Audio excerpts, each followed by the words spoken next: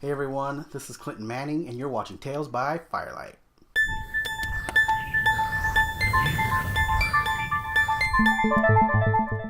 So when I was younger, I heard this story from my great aunt, who's from Brazil.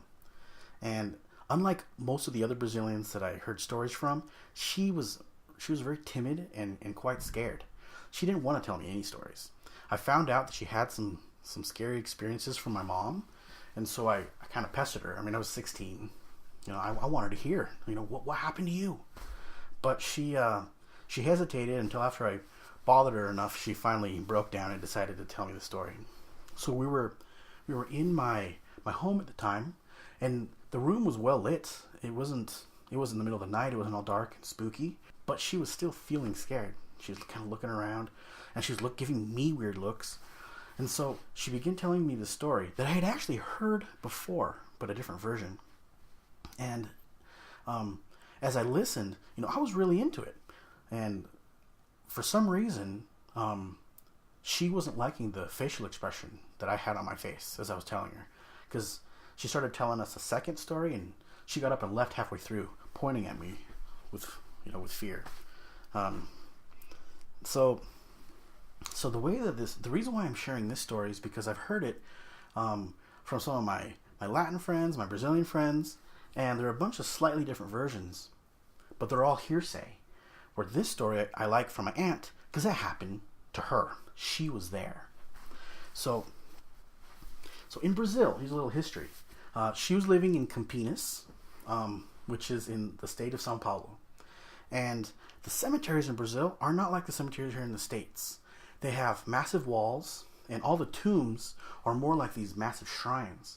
So it's not like this open field, right? You have to dodge the shrines. They're almost like city blocks or squares that you kind of have to walk through in order to get through the cemetery. So at the time, my aunt was 16 years old, and she had a crush on a guy, and her friend had arranged for them to hang out, and they chose to hang out at a cemetery. So I guess the cemetery was quiet, and maybe they were thinking it was going to be kind of romantic, and no one would find them there. So she said yes, they all made a plan, and they snuck out and went to the cemetery. And when they got there, there's 3 girls and 3 guys. And one of the girls was her shy friend who was a teeny bit overweight, right? So I think they even brought food. They were hanging out at the cemetery, and it was quiet. They were giggling, and they were flirting, and, the night was just passing by, and pretty soon it was probably like 2 in the morning when they started to hear some creepy sounds. And they first heard the sounds coming from that direction, and then from that direction, and it sounded like it was getting closer. And it started interrupting their conversation, where they were just kind of fixated on the sound. They quit talking. When one of the guys, the guy who she actually liked, he stood up, he was terrified, and he just ran, right? So everyone else got up and started running. So as she was running as fast as she could, she heard her friend, the one who's slightly overweight, she heard her friend screaming. So she turned around. She kept running. She turned around, and it looked like her friend was being grabbed by somebody. Something was holding her back, by the shirt. And when she saw that, and her friends were screaming, she panicked and turned around and kept running. And ran zigzagging back and forth all the way through that cemetery till she left. And they kept running all the way till they got home. They got to their homes and went to bed.